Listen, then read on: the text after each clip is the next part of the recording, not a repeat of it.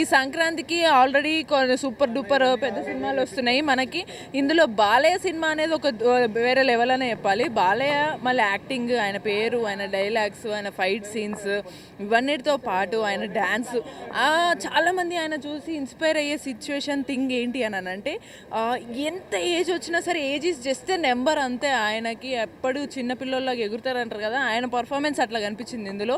ఇంకోటి మనకి ఊర్వశితో వచ్చిన సాంగ్ ఏదైతే దబిడి దిబిడి ఫిల్ ఫేమస్ అయిందో, ఇందులో అది వచ్చినప్పుడు థియేటర్ అంతా రచ్చ అనమాట. ఇక మనకి శ్రద్ధ శ్రీనాథ్ ఇంకా ప్రజ్ఞ జైస్వాల్ క్యారెక్టర్స్ మనం ఎక్స్పెక్ట్ చేసి ఉండము.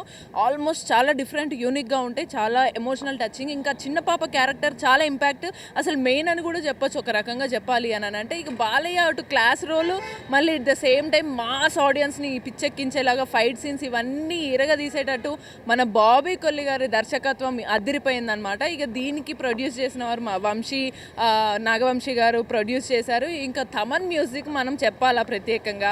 ఆల్రెడీగా మనకి మిలియన్స్లో వ్యూస్ ఆల్రెడీ యూట్యూబ్లో చెలరేగుతున్నాయి. ఇక థియేటర్స్లో అందరూ కూడా రచ్చ చేస్తున్నారు. Overall full packed mass entertainer movie అని అయితే చెప్పొచ్చు డాకు మహారాజ్. మీరు ఒక్కసారి ఖచ్చితంగా మీ ఫ్యామిలీతో వచ్చి ఎంజాయ్ చేస్తారు. ఫస్ట్ అసలు బాలయ్యని చూసి ఎంజాయ్ చేయడానికి కూడా మీరు రావచ్చు. ఓవరాల్గా సినిమాని అయితే చూసి ఎంజాయ్ చేసేయండి. చూసిన తర్వాత మీకు కూడా ఏమనిపించింది, మీకు కొత్తగా బాగా నచ్చిన థింగ్ ఏంటో కూడా కమెంట్ చేయండి. మీ ఫ్రెండ్స్కి కూడా చెప్పండి, డాకు మహారాజ్కి వెళ్దాం పదాన్ని నేను తీసుకెళ్ళిపోయి ఈ సంక్రాంతికి ఫుల్ జోష్ నింపుకోండి. సో ఇది ఇవాళ మూవీ అప్డేట్స్. అంటిల్ దెన్ ఇప్పుడు మరిన్ని అప్డేట్స్ కోసం కీప్ వాచింగ్ TFPC. నేను మీ భవ్య సైనింగ్ ఆఫ్.